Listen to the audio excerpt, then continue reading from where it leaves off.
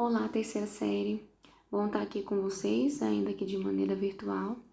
Na última semana eu encaminhei para vocês um documentário sobre as pinturas rupestres, sobre a arte na pré-história, e expliquei também no meu resuminho lá, que eu tenho certeza que vocês leram, né?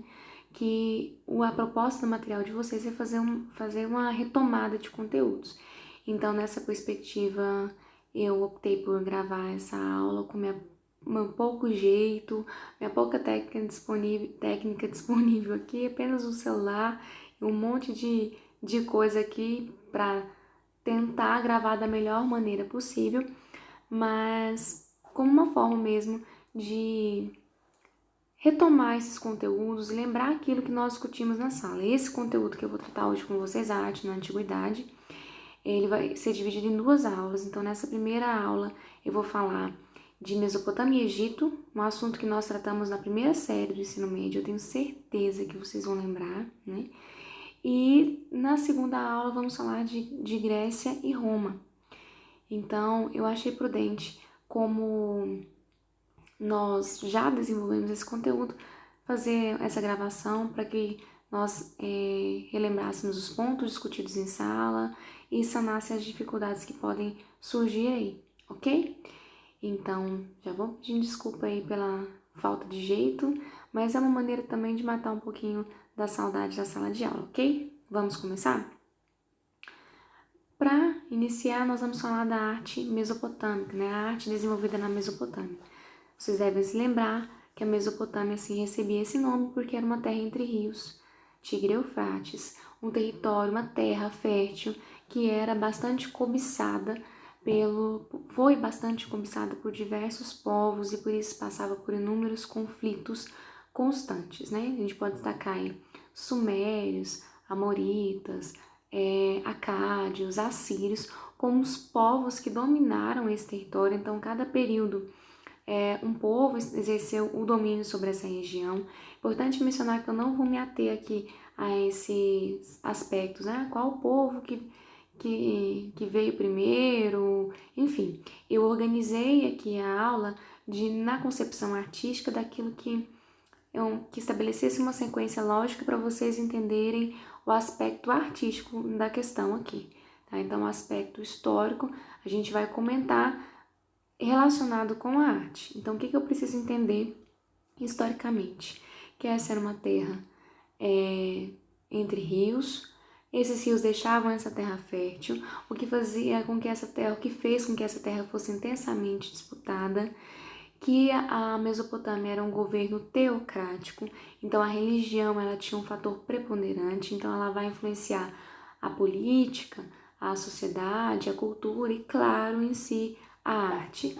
E também preciso entender que cada povo que dominou essa região da Mesopotâmia, ele vai ter uma contribuição importante para a arte. E quando eu estiver explicando aquela manifestação artística, aquela estética, se é uma escultura, se é arquitetura, eu vou mencionar qual povo desenvolveu, beleza? Então, retomando aqui. Mesopotâmia, terra entre rios, atual Iraque, era baseado no governo teocrático, a religião influenciava a vida das pessoas e influenciou por isso também a arte, vários povos dominaram a região e a concepção, a maneira de ver desses povos vão influenciar o que a gente entende hoje por arte mesopotâmica, ok? Temos muitas coisas da arte mesopotâmica?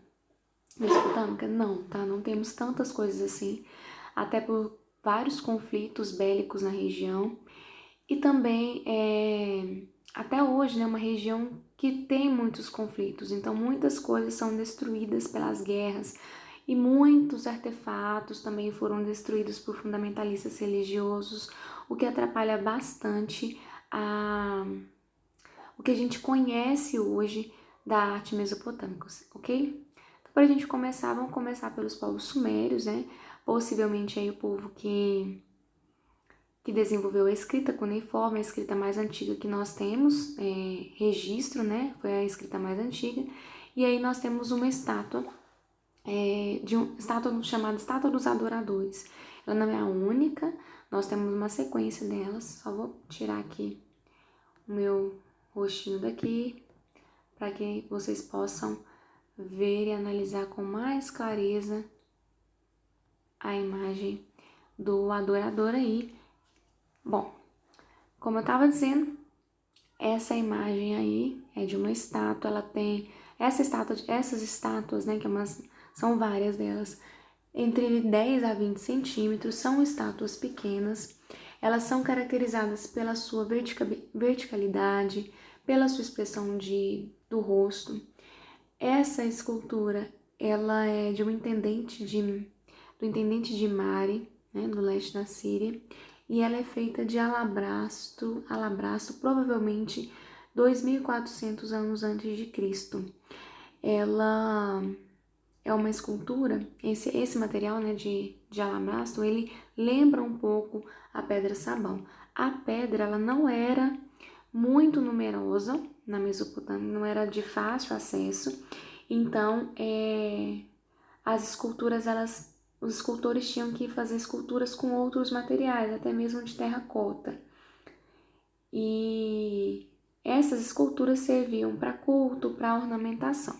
Em especial, essa escultura de adorador, ela revela uma característica importante aqui da cultura mesopotâmica. Qual é essa característica? A importância da imagem. Como vocês podem perceber, os olhos são muito bem marcados, né? Eles são amendoados. E para os mesopotâmicos, a imagem ela tinha uma força muito importante e os olhos revelavam o caráter. Então, nós temos olhos muito bem marcados, amendoados, que revelam o caráter daquela pessoa. Então, essas esculturas de adoradores estão com a mão dessa forma, porque ele está em situação de adoração e ficava dentro dos templos. Então, o intendente, ele tinha, né, ele era um líder, ele era o chefe máximo ali dentro daquela cidade-estado, então ele tinha que exercer essas funções, ele tinha que trabalhar, ele tinha que circular, e ele não podia ficar dentro do templo adorando o tempo todo.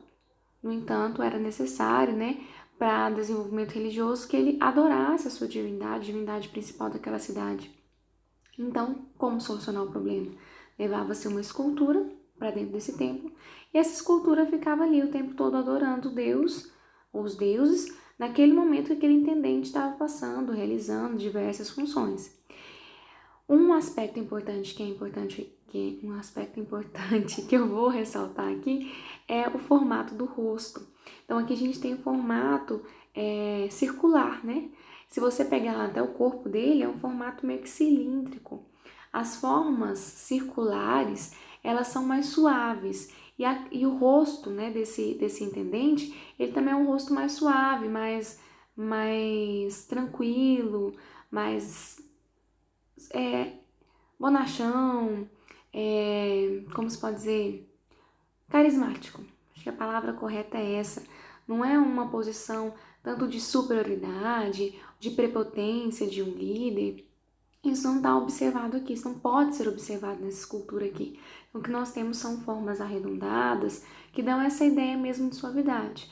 Um outro ponto que chama a atenção, né, é essa vestimenta, que é o kaunak, que era uma vestimenta comum mesopotâmica, que ele está vestido, e também o fator da barba. A barba, nesse período aí, ela representava, e depois, posteriormente, para os povos assírios, também vou comentar isso, a masculinidade e a força de um homem. Então, era importante manter a barba, nesse sentido de estabelecer a força desse governante ou mesmo a sua masculinidade. Seguindo aqui, nós temos uma outra estrutura, uma outra escultura de adorador. O tamanho ele é o mesmo, também é uma escultura sumérica. Agora, há uma diferença nessas esculturas. Primeiro, né, que a primeira escultura de adorador, ele estava sentado, esse ele está em pé. E chama bastante atenção aqui o que ele segura nas mãos. É um jarro de água, uma água que transborda.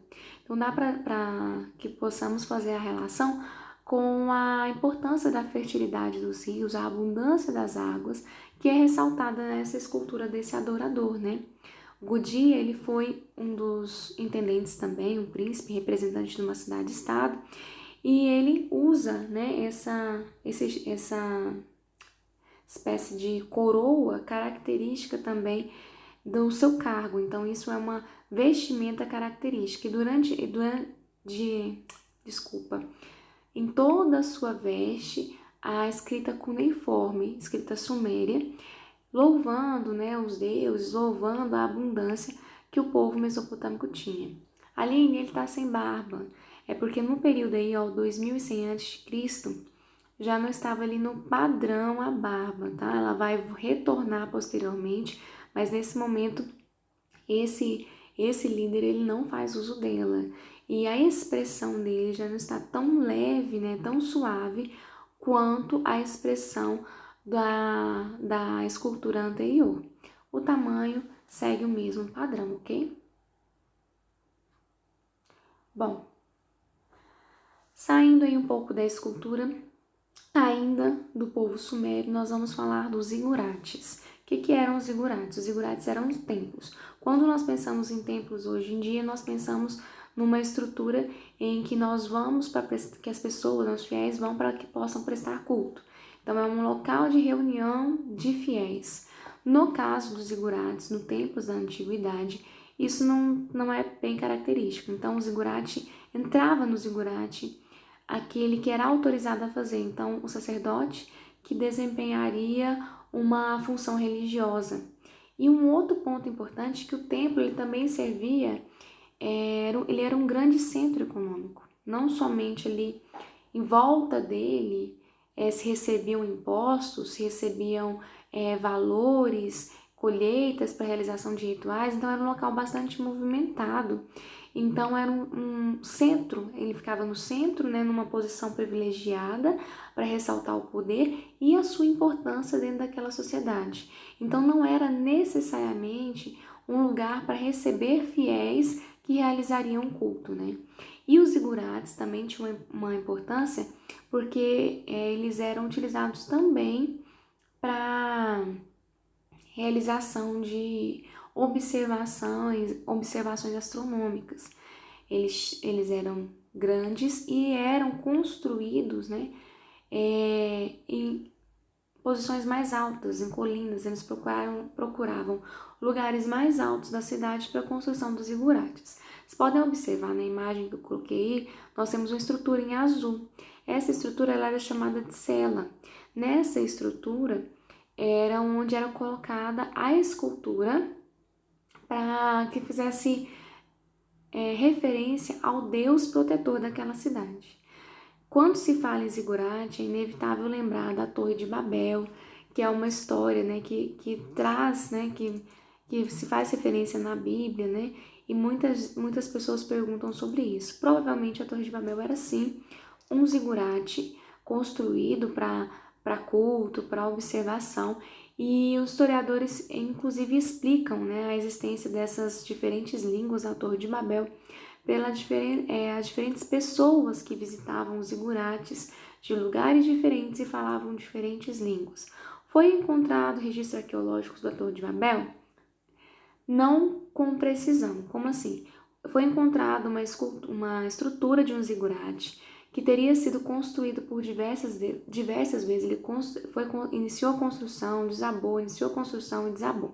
Tem como comprovar que se refere à mesma Torre de Babel da história bíblica? Não temos como comprovar. Mas há essa referência, há essa dúvida. Como nós estamos falando de um período milhares de anos atrás, muitos anos atrás, né? Mais de 2.400 anos antes de Cristo, é muito difícil estabelecer certeza. O que nós temos são hipóteses, tá ok? O que nós temos são hipóteses sobre essas construções. Ainda dentro do povo sumério, nós temos aí o estandarte de Ur. Primeiro, o que é estandarte? Estandarte é uma espécie de bandeira, né, que as pessoas às vezes podem utilizar aí para numa procissão, para marcar um local, para servir de culto. Tem certeza que esse signo, essa insígnia, ela é um estandarte? Não temos certeza. Alguns historiadores da arte falam, inclusive, que seria uma tampa de uma caixa de cítara, que era um instrumento musical. Mas, de maneira geral, a gente vai utilizar aí o termo estandarte, realmente, assim vocês podem também encontrar em provas. Esse estandarte aqui, numa imagem mais detalhada, ele tem dois elementos, são duas histórias narradas. Nós temos uma história de guerra, que é essa imagem que eu estou evidenciando aí para vocês, e nós temos uma imagem também de paz, em que eu coloquei aqui no detalhe para vocês. O que chama atenção nas duas imagens, né? Primeiro, é a simplicidade das formas. Vocês podem perceber ainda de maneira mais fácil de se perceber nessa imagem que são formas muito simples. Então, você não tem aqui técnica de perspectiva, você não tem um rigor técnico muito grande aqui, é uma forma muito simples. Observa-se a vestimenta característica, né, o kaunak, que eu já tinha mencionado para vocês na estátua do adorador. Nós temos as cores que também são bastante recorrentes na Mesopotâmia, que é o azul, da pedra lazuli, né, que era uma pedra que tinha abundância e que eram realizados diversos trabalhos. E nós temos aí o dourado, que representa o luxo, a riqueza, que também era elemento bastante característico da arte suméria e depois, de maneira geral, a arte mesopotâmica. E nós temos uma noção, também uma elaboração de uma hierarquia nessas imagens. Então, o rei, ele é representado mais alto para evidenciar o poder. Na última linha desse estandarte aqui que representa a guerra, nós temos pessoas feridas, nós temos mortos. Então, em cada linha dessa, né, nós temos uma história sendo contada. Então, o que nos lembra, inclusive, a história em quadrinhos, né? É um desenho esquemático, em cada tira, em cada linha, nós temos uma história sendo contada de maneira muito simples, sem uma preocupação muito clara de proporcionalidade ou técnica de perspectiva. O ideal aqui é transmitir, é contar uma história. Bom, seguindo aqui, nós temos uma representação aqui de baixo relevo, é a estela de Narasim. Para começar, assim como a gente fez com o estandarte, que é uma estela. Uma estela é uma pedra que ela pode ser utilizada ou para evidenciar alguma conquista, alguma vitória de um povo, ou mesmo para deixar em memória póstuma, né? Um túmulo, por exemplo, enfim. No caso da estela de Narasim, essa estela ela é representada, ela foi produzida pelos povos acádios, né? Uma estela acadiana. Ela segue uma linha diferente, ela não vem, né, como o estandarte de Uki, ela é horizontal, ela é vertical. A história que ela conta, ela é vertical. No topo, né, dessa estela, nós temos a figura de dois sóis, né? O sol, ele representa a eternidade, o renascer, Deus, né? Era a figura do Deus Sol. E o personagem principal aí é o Narasim. Narasim que presta culto ao Deus Sol. Essa estela, ela conta a história da vitória desse rei. Como nós podemos observar aí, eu espero que esteja claro para vocês, é uma vitória que ele vem pisando, né, na cabeça de muita gente. Então é a ascensão desse rei. Então ressalta-se aí a violência, a coragem, o quanto esse rei foi forte, vitorioso, o quanto ele teve que conquistar para chegar na posição mais alta, né?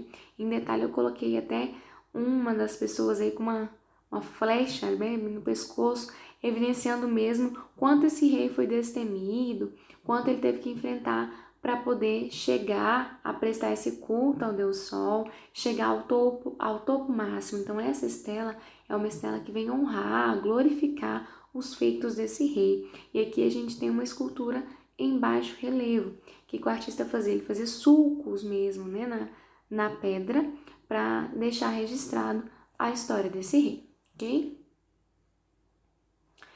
Aqui nós temos um selo cilíndrico. O que é isso? Também, mais uma vez, uma escultura de baixo relevo. E esse selo cilíndrico ele podia ser utilizado como uma forma de anel. Ele marcava a posse, ou era uma marca como se fosse uma assinatura, melhor, como se fosse uma assinatura daquele artesão. Então, o artesão ele produziu uma cerâmica. Então, para marcar que ele era dele, então ele cunhava ali um selo cilíndrico e ele apertava, né, naquela cerâmica ainda mole para ficar marcado que era dele. Ou mesmo em um tecido, num papel, ele passava aquilo ali, né, porque ele era cilíndrico, marcando, registrando que aquela obra, aquela ação pertencia a ele. Então era um trabalho que exigia muito apreço técnico, né, muito cuidadoso, muito detalhista e até porque também é muito pequeno. Então exigia um apuro técnico muito grande de quem fosse realizar.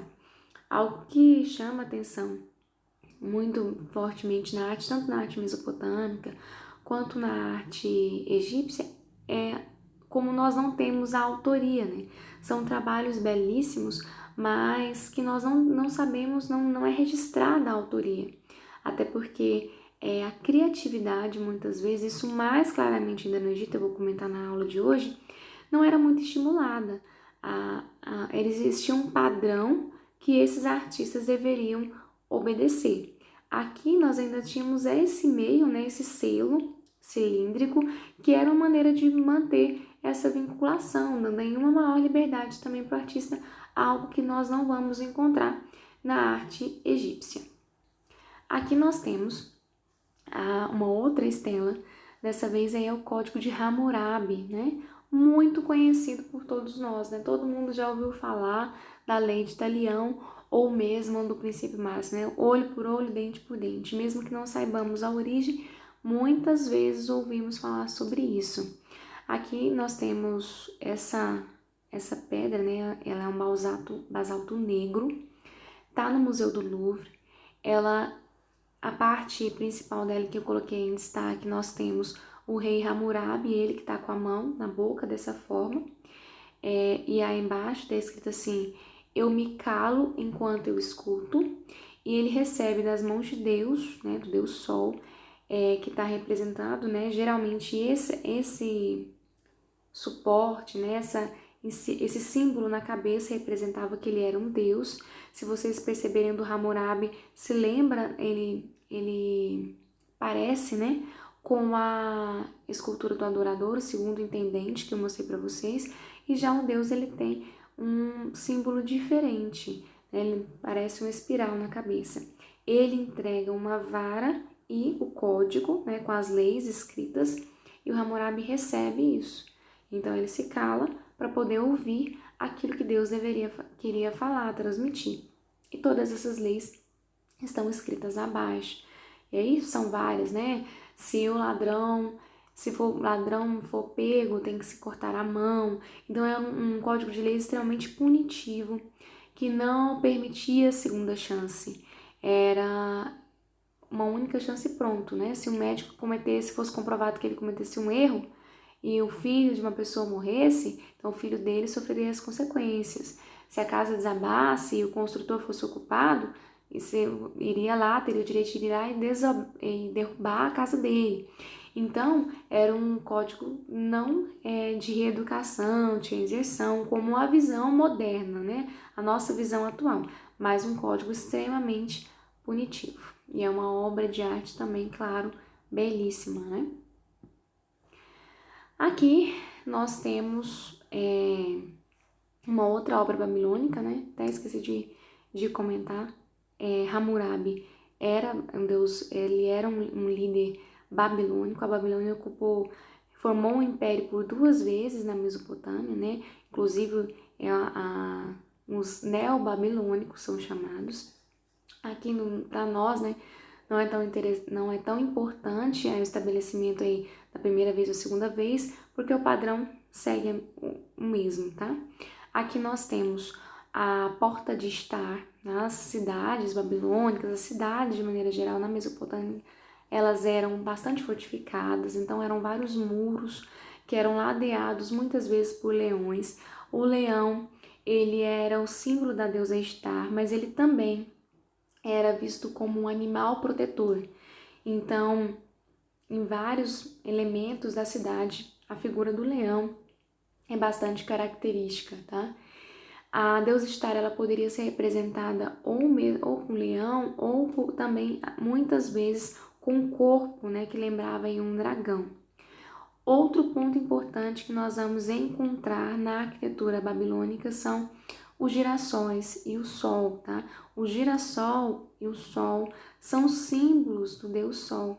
Então, por exemplo, nessa porta de Ishtar, que era a 8ª porta da cidade da Babilônia, desculpa, e nós temos aí vários leões, né, que fazem referência a essa divindade protetora e muitos girassóis. Então não são flores decorativas, são flores que lembram, que fazem referência a essa proteção deste Deus. E essa construção, ela foi feita de tijolos de vidros ladeados azuis. Então, o azul e o dourado são cores bem características da Mesopotâmia, né?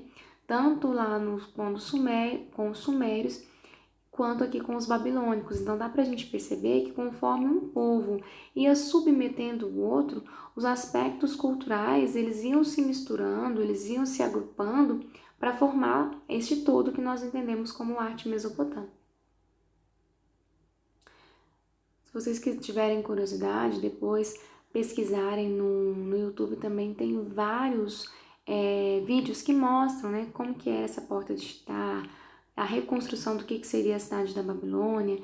Essa reconstrução da porta de Ishtar, ela está no Museu de Berlim, muito interessante. Tem alguns vídeos aí que mostram, né, em detalhes. Eu sugiro que vocês deem uma olhadinha também, uma hora aí que estiverem tranquilos nessa quarentena, que não está faltando tempo, né, pra gente poder aprender coisas novas. Dê uma olhadinha que vai valer a pena, vocês não vão se arrepender.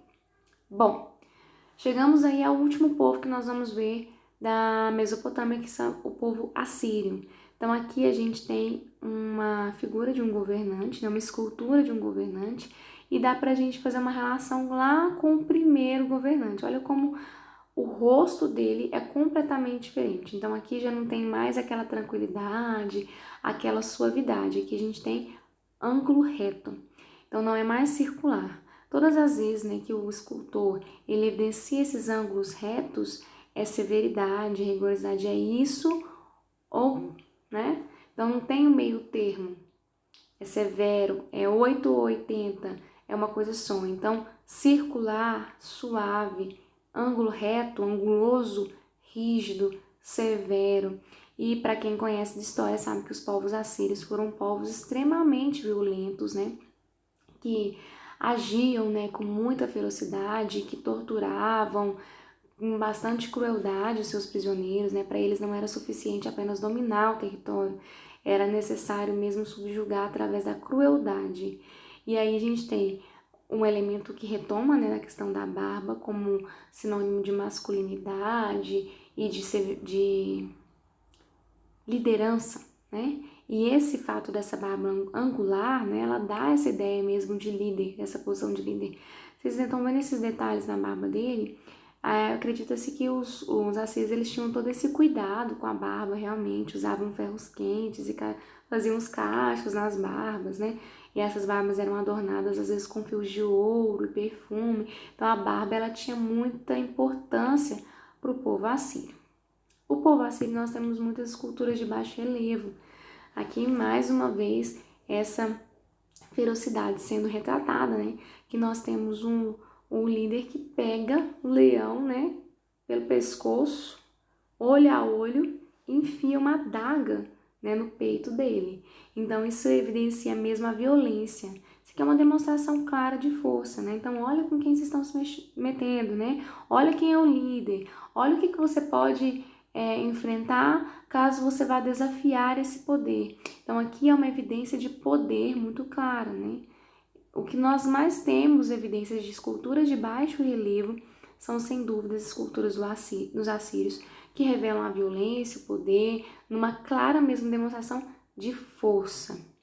Aqui, gosto bastante dessa última escultura aqui embaixo, que é uma escultura de uma leoa. O leão, ele tinha um elemento muito presente nessa escultura de baixo relevo assíria. E aqui evidencia muito a personalidade dos povos assírios, né? Dá para perceber. Essa leoa, né, intitulada Leoa Ferida, ela tá com várias flechas. Ela tá com as pernas, né, as patas traseiras, que ela não consegue se levantar mais, né? E mesmo assim, ela tá rugindo, ela tá fazendo barulho, ela tá reagindo. Então evidencia bastante aí essa personalidade assíria, né? De não desistir, de lutar até o fim. Isso muito presente também quando nós vamos fazer a relação com a história do povo assírio. E eles foram povos dominados, né, por muito tempo na Mesopotâmia. Então, foram anos e anos subjugados até que eles conseguem retomar o poder, né? Estudar a história é maravilhoso, estudar a história com arte ainda é melhor ainda, porque a gente pode fazer esse tipo de relação. Se fosse vocês, não perdiam essa oportunidade de estudar mais história da arte. Que nós temos esse animal alado, né? Muito recorrente dentro das culturas assírias também. Às vezes com corpo de leão, às vezes com corpo de touro, que também representava uma divindade. A barba, né, angulosa, como eu já tinha mencionado. E aí as asas são de águia. Então ele sintetizava a força animal, né? A força, o corpo do touro, do leão, todo o potencial da águia de voar, de sobrevoar, de ter uma capacidade de atuação muito maior, mas chama bastante atenção essa questão aí da cabeça ser humana. Então aí é um homem que já percebe, né, o seu potencial. Isso é muito importante para a gente perceber uma transformação, uma saída desse homem, né, da pré-história para a Idade Antiga. Essa noção da capacidade de abstração e inteligência. O corpo, a força é do animal, mas a cabeça, o raciocínio, a capacidade de abstração é humana. Então já percebe-se que o homem ele consegue conciliar, né? Ele busca essa ligação da força do animal com a capacidade intelectual do homem. Então o homem já concebe, já entende todo esse potencial, que é bem interessante aí nessa obra, ok? E os egípcios, né? Lembrando que essa é uma revisão, tá? A gente vai aprofundar muito porque já fizemos isso anteriormente, apenas para que a gente possa relembrar. A arte egípcia ela é marcada por uma palavra principal, né? A palavra é eternidade. Então, escultura, arquitetura, pintura, tudo voltado para a eternidade. Basta que a gente entenda, né, essa origem egípcia, basta que a gente volte na ideia inicial dos egípcios, né, o mito de Ísis, Osíris e Ísis. Ísis, Osíris e Set, né? O Osíris que se torna eterno, que Ísis consegue trazer ele a vida novamente, né? Então esse sentido de eternidade expresso no mito fundador, né, máximo aí da cultura egípcia, ele está na arte. Então quando o egípcio produz pintura, ele está produzindo nesse ideal de eternidade. A arquitetura nos templos, que são os mais conhecidos, ele está produzindo nesse ideal de eternidade também. E toda essa concepção artística está aí para garantir essa vida eterna. Mas não é uma vida eterna como a gente entende de paraíso, não. É uma vida material, né? Eu vou voltar para aquele mesmo corpo, é uma continuidade dessa vida neste mundo, não em um outro, um paraíso, não, isso não. Então é uma eternidade aguardada em que a alma, né, depois de passar por o julgamento dos íris, ela retornaria para aquele corpo, um corpo que precisava estar conservado para que nada atrapalhasse o retorno daquela alma para aquele corpo. E aí a arte ela vai ser essencialmente religiosa e ela vai ser essencialmente voltada para esse aspecto, né, para essa noção de eternidade. Inclusive, muitos símbolos vão ser trabalhados na arte nesse sentido. Então, nós vamos encontrar o sol também nas imagens, na escultura, na pintura. Por quê? Porque o sol ele representa a eternidade. Ele retorna todos os dias. Ele não morre jamais. A flor de lótus, importantíssima, né? Também, quando vinha as cheias no Nilo, a flor de lótus e a flor de papiro. sumia tudo, né? Acabava a vida, você não via nada. Quando era a época da vazante, retornava a flor de lótus, ela renascia, o papiro renascia, né? E aí também um elemento importante, a flor do papiro, porque o papiro, ele era importante para os egípcios em várias atividades, tudo era aproveitado do papiro, até o caule, as flores, tudo era aproveitado. Então era o sentido também da abundância. O próprio rio, né? Que dava fertilidade para a terra, que gerava abundância no Egito, tão cantado, considerado, né, até mesmo um deus para os egípcios, também era um símbolo importante dessa cultura, dessa arte, que prezava em valorizar a eternidade acima de tudo. Então a eternidade está presente no seu mito fundador, onde Osíris, morto pelo irmão por 2 vezes, retoma a vida, né? E se torna rei do submundo, está presente nos elementos simbólicos, está presente na concepção de vida que esses egípcios tinham. Dá pra gente perceber isso quando temos aí estruturas como essa, né? Que geram tantas especulações, né? Muita gente falando assim, foram construídas pelos ETs, né? E hoje, né, a gente sabe que não, né? Houve potencial humano, muito potencial humano investido. A área aí dessas pirâmides, né, do Vale dos Reis, dava aí equivalente a mais ou menos 7 estádios de futebol, então por metro quadrado é uma área gigantesca, são toneladas, né? São 2 milhões de blocos de calcário utilizados para a construção dessa pirâmide. E é difícil para a gente imaginar como ela foi construída, por quê? Porque hoje nós pensamos em termos de máquinas, né? Mas naquela época era necessário pensar e agir em termos de potencial humano. Então foram muitas vidas de trabalhadores, né? Servos, leais aos faraós, mas também de escravos, consumidas na construção dessas pirâmides, e tanto investimento para garantir a eternidade de um homem, né, do faraó, que era visto como o próprio Deus vivo, a eternidade. Os primeiros túmulos, eles não eram assim, né? Eram mastabas, apenas elevações. O primeiro a fazer uma espécie de pirâmide foi de Djoser, que foi uma pirâmide escalonada, e posteriormente essa pirâmide, ela reta, né? Ela vai surgindo, ela vai se desenvolvendo, e elas são características do antigo império. Posteriormente, elas vão ser abandonadas, tá? Elas não vão abandonadas, não as pirâmides antigas abandonadas. A técnica, né, de construção dessa forma não vai permanecer durante o novo império. Começam a realizar outras formas de construção. Por quê? Além, claro, né, do consumo muito grande de trabalhadores, período de construção e tudo mais, material disponível, chamavam muita atenção de saqueadores. E isso era um problema. Começaram a construir túmulos, que eram chamados hipogeus, que eram túmulos subterrâneos, para proteger mais. Professora, por que eles tinham tanto medo assim de saqueadores? Eram por causa dos tesouros que o faraó levava junto com ele lá no túmulo? Não somente por isso. Isso também contava. Mas um outro ponto era o medo da profanação do corpo. Então, o corpo era sagrado. Eu precisava ter aquele meu corpo ali para retornar à minha vida eterna. E aí, se esse corpo fosse profanado, isso atrapalharia nesse processo. Então, a necessidade de manter seguro esse corpo é que fez toda essa engenharia, né? Então, o corpo ele era colocado de maneira subterrânea.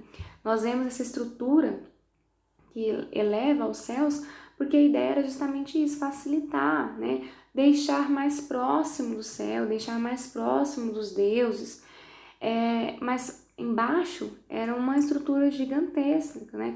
Com 2 câmaras mortuárias, labirintos e toda uma estrutura para proteger esse corpo e evitar essa profanação, certo?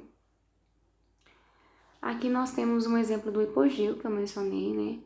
O mais famoso, o badalado deles é o hipogeu do Tutancâmon.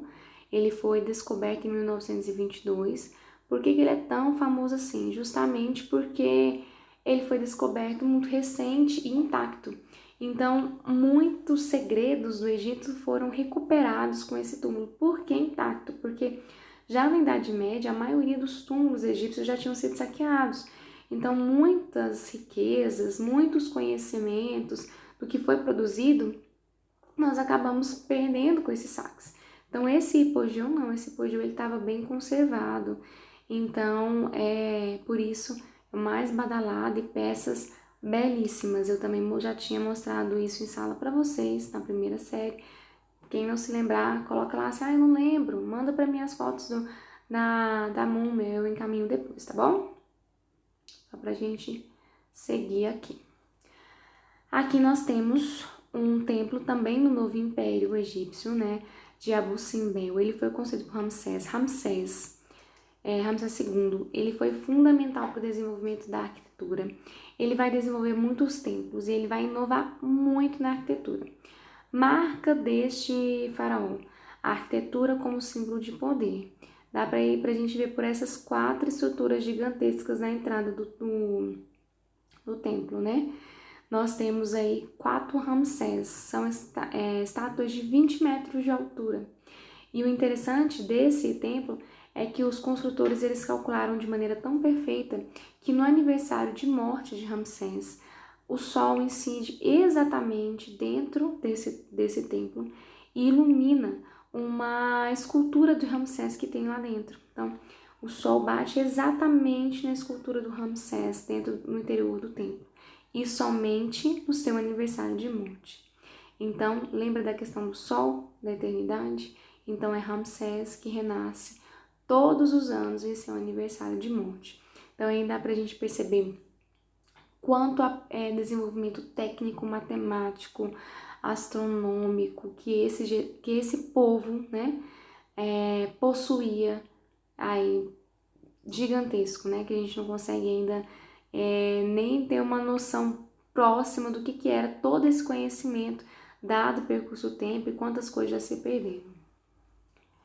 Na escultura, é importante mencionar um fator que muitas vezes a gente deixa passar, que tá aqui, ó. Deixa eu mostrar para vocês. Esse elemento aqui, ó. Escultor, na escrita egípcia, o significado está relacionado àquele que mantém vivo.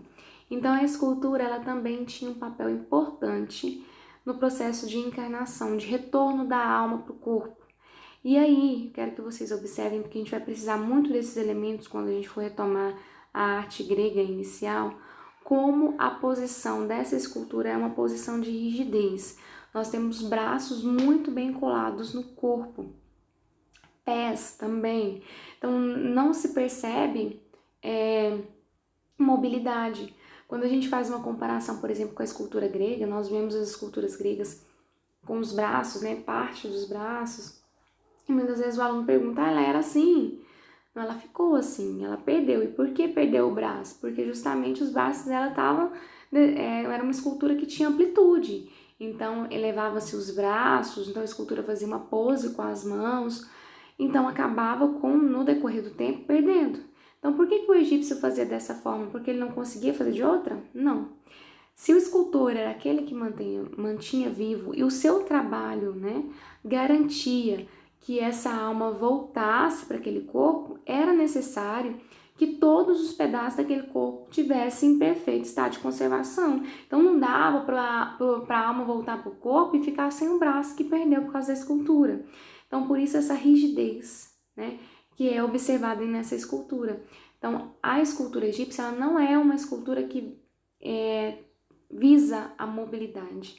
Ela é uma escultura que ela tem um papel nessa garantia da eternidade, ela é imóvel, ela é fixa, né? Ela é rígida nesse interesse mesmo de garantir essa eternidade para aquele retratado, tá? Isso é muito presente dentro da escultura egípcia. Lembrem-se, não é uma falta de técnica, tá? E aí, já falando um pouquinho também dessa questão técnica, vamos falar aí da pintura. A pintura, muito tempo foi considerada, né? Os egípcios não conseguiam fazer de outra forma e faziam uma figura chapada. Então, falta de técnica. Então, a gente tem um tórax de frente, um corpo todo de perfil, e em vez do olho estar de perfil, o olho está de frente. Então, não conseguiam fazer isso. Não, não é bem assim. Tá? O que existia, o que nós chamamos na arte de lei da frontalidade. Então, existia uma convenção a qual o artista era obrigado a cumprir. Então, ele deveria representar dessa forma. A pintura, ela era utilizada também nesse processo de manutenção da vida, porque nem tudo dava para você colocar dentro do túmulo, né? Não dava para você fazer tudo, né, que você precisaria para essa lei, para essa eternidade e colocar dentro do seu túmulo. As pinturas faziam que auxiliasse esse processo. Então, se eu tinha muitas pastagens, se eu tinha funcionários, barcos, as pinturas me garantiam isso. Então, eram feitas pinturas e dentro do túmulo eram colocadas para representar aquilo que aquele morto possuía na vida. Era só nesse sentido? Não. Além da pintura ser utilizada assim, nós temos uma pintura para homenagear deuses e faraó, como a gente pode observar aí nessa imagem, e também fatos do cotidiano, vida. A vida também era tema das pinturas egípcias, sempre na composição aí, sempre na noção da lei da frontalidade. O olho sempre de frente para o observador. Visto até como sinal de respeito por esse observador. Então, respeitar quem está observando aquela obra ali, né? Respeitar aquela pessoa que está ali na frente. Então, não era uma falta de desenvolvimento técnico, era justamente uma escolha. A lei da frontalidade era uma escolha religiosa e era uma obrigação que esse pintor tinha que cumprir. Dê uma olhada nessa imagem, e ela tem vários elementos importantes aqui. Só para perceberem que não é uma questão de falta de técnica, nós temos aí os animais. Os animais, eles são representados de maneira realística. Se eu consigo, numa mesma imagem, representar os animais de maneira realística, por que não o homem? Então, dá para a gente perceber que não é uma falta de técnica. Aqui nota-se também, e que é uma característica, geralmente um padrão da pintura egípcia, que a pele do homem ela é mais escura do que a pele da mulher. Aqui também nós podemos observar a flor do papiro, né, que representa essa eternidade. Essa cena aqui representa uma caçada. Então, aquele elemento da vida, né, do cotidiano sendo representado. São recorrentes também nas pinturas a existência dos hieróglifos, que são a escrita egípcia, né? Também muito recorrente dentro das pinturas egípcias, geralmente se encontra, está presente aqui e está presente aqui nessa também. Falei do tema, falei da lei da frontalidade, mas faltou falar da técnica utilizada, né? As imagens, elas são produzidas na técnica de afresco. Como que funcionava isso? Então, quando aquela massa, né, ela ainda estava molhada, era realizada a pintura. Talvez por isso tenham sobrevivido há tanto tempo, porque para você retirar essa pintura, você tem que praticamente arrancar a parede. Por isso a sobrevivência dela, tá? E aí, por isso a gente pode observar todas essas obras egípcias até os dias atuais. Então, como vocês puderam perceber, aqui nós temos, né? Nessa aula nós vimos algumas características, tanto da arte mesopotâmica como da arte egípcia, ambas marcadas pelo fator da religiosidade, uma ênfase maior no Egito na questão da eternidade. É uma arte muito mais estável do que a arte mesopotâmica, até porque os mesopotâmicos foram vários povos, né, que conquistaram a região e foram inserindo suas próprias características, enfim. Mas essas duas, né, manifestações artísticas vão influenciar as manifestações posteriores, como a arte egéia, como a arte grega, como a arte romana. Nós veremos isso nas próximas aulas. Por isso, coloquei aí para vocês, continua semana que vem na minha nova aula, mas continua também com vocês em casa. Preciso que vocês coloquem em prática, né, os conhecimentos de vocês. Preciso que vocês participem do fórum. Então, vão lá no fórum, vou deixar aí aberto, coloquem o que vocês entenderam, interajam, mande perguntas, falem lá se vocês lembraram de alguma coisa, se ficaram em dúvida. Eu espero vocês, né, com as atividades, com a reflexão de vocês, mas principalmente com a participação de vocês no fórum do GR8, ok? Uma boa semana para vocês, fiquem com Deus e até a próxima!